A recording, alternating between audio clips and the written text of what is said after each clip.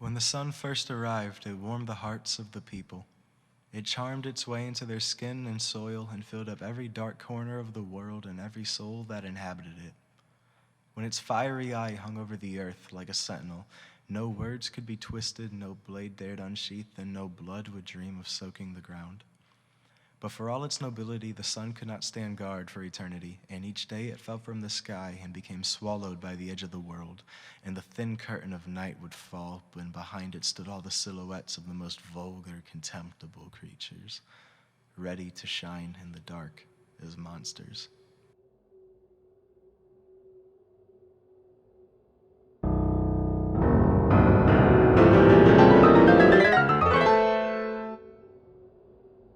The boy, watching the colors dwindle from the air around him, hurries through the woods. He makes it along the dirt path, anxious of staring anywhere but the ground out of the creeping suspicion that something might stare back. A rustle breaks through the bushes, and he hesitates to run, but it's too late.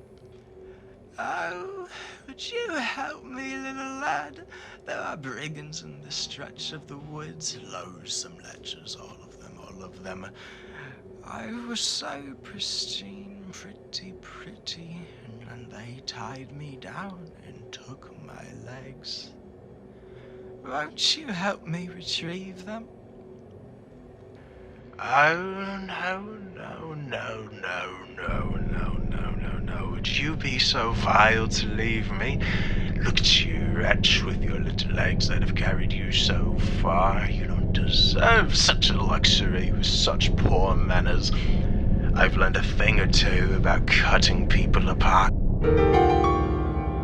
The boy sprinted from the wood, approaching a clearing where the trees couldn't block out the moonlight. The darkness lifted just slightly, and he was roaming the cemetery hills, shaken by the thought of eyes stalking him. Legs aching as he climbed up the hill, the child stopped to rest by a tombstone. The overturning of soil beneath his sore feet led him to look down at a grave bubbling with tar. Oh, don't be afraid, please. I can hardly see a thing down here. I can hardly see anything at all anymore. My, you smell quite different than the usual scavengers that come digging up my bones. I don't sense a mote of dust in those young eyes. They smell so refreshingly wet. I bet you could see for miles. I remember having eyes the size of apples in my head. So curious. I bet you were quite curious yourself. What a burden that must be. Little one, I'll sate all your curiosities for all your days. Just let me see those eyes. Now, little one, I can smell that stinking attitude of yours. No need to be so pompous. You come stumping over my dead body. The least you owe me is a look at the world. I'll make this very easy for you. Sink your fangs into this lovely deal, and I won't sink mine into more than just your skull. And in an instant, the boy turned to run, the blinded spirit circling his own grave, feeling infuriated, cheated, and lost. The child's weary body carried him over the hills and toward the river, his home becoming ever more within reach. All he had to do was cross, yet his tired eyes began to fail him. The bridge creaked before he even stepped foot on it, and a wood-cracking thud splintered through the air. All the fear that had filled him was dispelled. He hadn't been relaxed, he had been emptied. A visitor approaches.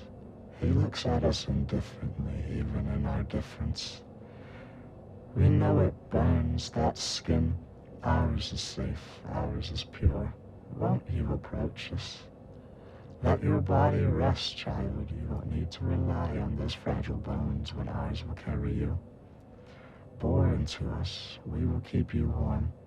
We will take everything and waste nothing. Sink.